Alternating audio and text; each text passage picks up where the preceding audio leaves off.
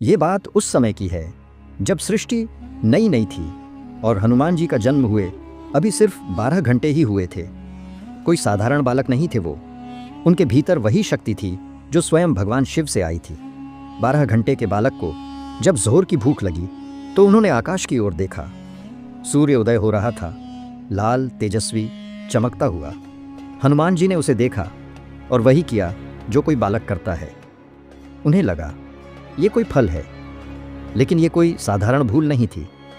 शास्त्र बताते हैं कि पूर्व कल्प में भगवान शिव के 11वें रुद्र श्रीहर मां भुवनेश्वरी की तपस्या में लीन थे। तपस्या से प्रसन्न होकर माता ने उन्हें 12 दिव्य फलों का वरदान दिया।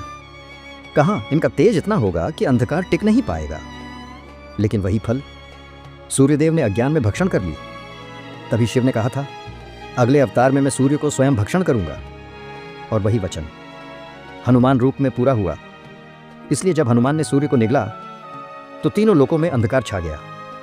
यह शक्ति का प्रदर्शन नहीं था, यह पूर्व जन्म का संकल्प था। हनुमान कोई साधारण वानर नहीं थे, वो शिव की चेतना थे। इसीलिए कहा जाता है हनुमान में इतनी शक्ति थी कि सूर्य भी उनके लिए फल के समान था। लेकिन सूर्य के भक्षण के बाद यह कथा यहीं समाप्त नहीं होती। सूर्य के लुप्त होते ही तीनों लोकों में अंधकार छा गया। देवता घबरा गए, ऋषि मुनि विचलित हो उठे और तभी इंद्रदेव का वज्र चला। वज्रबाल हनुमान के शरीर से टकराया और उनका शरीर निश्चल हो गया। जिस क्षण हनुमान का शरीर गिरा उसी क्षण पवन थम गई, क्योंकि हनुमान के पिता वायुदेव थे। अपने पुत्र की यह दशा देखकर वायुदेव क्रोध से नहीं दुख से भर उठे। उन्होंने न कोई युद्ध किया, न कोई श्राप दिया। वायुदेव हनुमान के निर्जीव शरीर को लेकर एक गुफा में चले गए और वहीं उन्होंने स्वयं को बंद कर लिया। सांस रुक गई, जीवन थम गया। बिना वायु के देवता भी तड़पने लगे। तभी ब्रह्मा जी स्वयं आए, घबराए हुए, व्याकुल और चिंतित। उन्होंने वायुदेव से कहा हे पवन, यदि सृष्टि ही न रहे तो धर्म कैसे बचेगा। तब ब्रह्मा जी ने हनुमान को वरदान दिए, अमृता, अतुल्य बल और ऐसा तेज जिसे कोई शस्त्र न छू सके।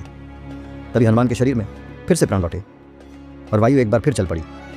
इसलिए कहा जाता है हनुमान की शक्ति केवल बल नहीं थी, वो सृष्टि योग का संतुलन थे। और सूर्य का भक्षण कोई बाल लीला नहीं, वो पूर्व जन्म का वचन था। ऐसी कथाएं सुनी नहीं जाती, महसूस की जाती है। अगर आप भी सनातन की असली कथाएं जानना चाहते हैं तो लाइक, शेयर और सब्सक्राइब जरूर करें। जय सिया राम, जय हनुमान।